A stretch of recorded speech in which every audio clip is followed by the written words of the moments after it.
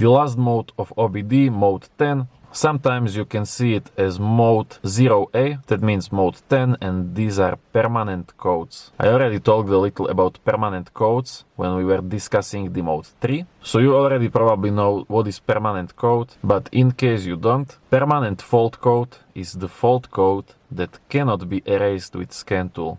The fault is always present in vehicle, it is always permanent and you cannot make it go away with scanner. The good example of permanent fault is when you get damaged wiring to your engine sensor and simply there is zero voltage going from sensor to ECU. That would be permanent fault. Only way to get rid of permanent fault is to actually fix the problem. Once you fix the problem, if the check engine light still stays on, you can just erase it with scanner, or you can just continue driving the vehicle, and sooner or later the ECU will erase that code and shut off check engine light. Check for yourself. I unplugged this sensor, that is mass airflow sensor and intake air temperature sensor built in one.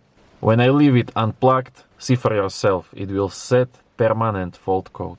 By the way, if you want to save money on buying a scanner, I have completely free PDF which you can download. This complete guide will explain all scanners functions and also list out the best picks that are really greatest value for money, starting from $15.